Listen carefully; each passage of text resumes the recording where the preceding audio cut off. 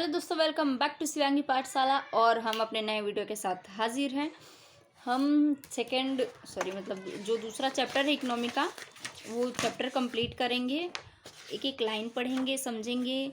तो हमारा दूसरा चैप्टर क्या है इकोनॉमी में, 10th क्लास की भारतीय अर्थव्यवस्था के क्षेत्रक मतलब फील्ड। ठीक, तो पहले हमें इसका इंट्रोडक्शन लेते हैं। इस पूरे चैप्टर में हमें पढ़ना क्या है, कौन कौन सी चीज़ें पढ़नी है, फिर हम चैप्टर पे आएंगे। तो पहले इंट्रोडक्शन कर लेते हैं। भारतीय अर्थव्यवस्था के हमारा पहला टॉपिक है आर्थिक कार्यों के क्षेत्रक। इसको कर देते हैं। अच्छा, आप क्या पढ़ मतलब जैसे कि हमने इसके पहले जो भी पढ़ा था, इसमें हमें पढ़ना है उससे थोड़ा सा आगे। आर्थिक कार्य क्या होते हैं, हम आपके और मेरे आर्थिक कार्य क्या हैं। अच्छा, इकोनॉमी में पता होता है कि इकोनॉमी में अगर कोई इंसान कोई काम नहीं कर रहा, मान लो वो बैठा है मेरा लेक्चर देख रहा है, और कोई बैठा हुआ है मेरे लेक्चर को शेयर कर रहा है, कोई कमेंट कर रहा है, तो अर्थव्यवस्था में वो भी एक तरह का काम है। क्योंकि आप बार बार मेरे लेक्चर्स को देखोगे, शेयर करोगे, कमेंट करोगे, तो मुझे थोड़ा बहुत पैसा मिल जाएगा, गरीबों का भला होगा। तो अर्थव्यवस्था एक ऐसा सिस्टम है जिसमें कि आप कुछ ना कुछ काम करते ही रहते हो, आप बैठते नहीं हो। अगर कोई सोया है, कोई टीवी देख रहा है, तो वो भी कहीं ना कहीं कुछ काम कर रहा है, इकोनॉमी में खुद को कंट्रीब्यूट कर रहा है। तो पहला चीज़ है कि आर्थिक व्यवस्था के क्षेत्र मतलब इसमें कौन कौन से फील्ड होते हैं। तो आप देखोगे कि हमें इसमें 3 चीज़ों को पढ़ना है। एक तो प्राथमिक को, और दूसरा आप द्वितीयक फील्ड को पढ़ेंगे, और तीसरा हम पढ़ेंगे कि तृतीयक फील्ड को। ठीक, इसका मतलब क्या हुआ, हमने अपनी पूरी इकोनॉमी को 3 पार्ट में डिवाइड किया। और उसे ऐसे समझा कि जो लोग क्या कर रहे हैं, एक लोग वो हुए जो कृषि करते हैं। कृषि मतलब कि नेचर से जुड़े हुए हैं, आप प्रकृति से चीज़ों को लेते हो, चाहे वो कृषि होगी, चाहे वो खनिज होगा, चाहे वो दूध दही का व्यापार होगा, चाहे वो मछली पालन होगा। तो एक वो लोग हैं जो कि सीधे नेचर से जुड़ी हुई चीज़ों को काम करते हैं, या नेचर से जुड़ी हुई चीज़ों को लेते हैं। दूसरे उन लोगों को हम बांटते हैं जो कि जैसे कि हमने क्या की, कृषि की, और हमने गेहूँ उपजाया, और हमने इस गेहूँ से आटा बनाया। ठीक, आटा से हमने केक बनाया, पूड़ी बनाई, तो और हमने क्या किया, इन सारी दलिया बनाया, और इन सारी चीज़ों को पॉकेट में भर के बेच दिया। तो ये क्या उद्योग हो गया हमारा। ठीक, तीसरे वो लोग होते हैं जो सेवा के क्षेत्र में काम करते हैं, जैसे कि होटल, IAS IPS सेवा ही हो गए, संचार, परिवहन। हैंडराइटिंग बहुत ख़राब है, कृपया नकल ना करें। तो ये सारे लोग हो गए। हमने क्या किया, हमने अपनी इकोनॉमी को 3 पार्ट में डिवाइड किया। एक तो वो लोग जो सीधे नेचर से कनेक्ट हैं, नेचर से चीज़ें ले रहे हैं, खेती कर रहे हैं, खनिज उत्पादन कर रहे हैं, दूध दही का कारोबार कर रहे हैं, मतलब मछली पालन का कारोबार कर रहे हैं। एक वो लोग जो उससे एक कदम आगे हैं, मतलब कि फैक्ट्री में चीज़ों को बना रहे हैं, आटा पीस के पॉकेट में पैक करके बेच रहे हैं, और दलिया बना के पॉकेट में बेच रहे हैं।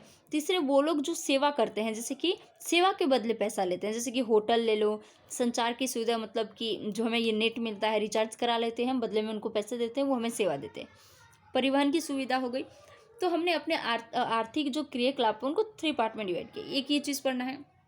दूसरा क्या पढ़ना है हमें, कि तीनों क्षेत्रों की तुलना में हम ये पढ़ेंगे कि जीडीपी में कौन सा क्षेत्र कितना कंट्रीब्यूट कर रहा है। ठीक, पहले जीडीपी में कौन सा क्षेत्र कितना कंट्रीब्यूट कर रहा था। और इसके बाद फिर पढ़ेंगे कि सेवा क्षेत्र, जैसे कि अभी हमें पता चलेगा, पढ़ेंगे तो हमें पता है कि सेवा क्षेत्र है वो सबसे बृहद है, सबसे बृहद मतलब कि सबसे ज़्यादा फैला हुआ है। इसके बाद हम देखेंगे कि अंतिम सेवा और वस्तुओं की गणना कैसे होती है, जीडीपी निकालते कैसे हैं।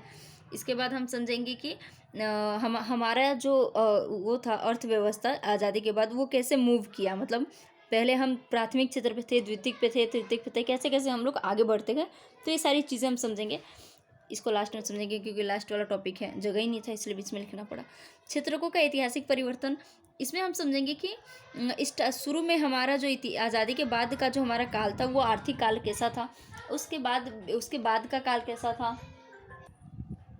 इसमें हम समझेंगे कि कैसे जो शुरू का हमारा जो आर्थिक ढांचा था, या हम लोग कहेंगे ना पंचवर्षीय योजना थी, आर्थिक योजनाएं थी, उनमें कैसे परिवर्तन हुआ, कैसे कैसे हम लोग आगे बढ़े, हम लोग कृषि से कैसे कैसे उद्योगों में बढ़े, फिर उद्योग से हम लोग कैसे कैसे सेवा क्षेत्र में आए। तो ये सारी चीज़ें होंगी।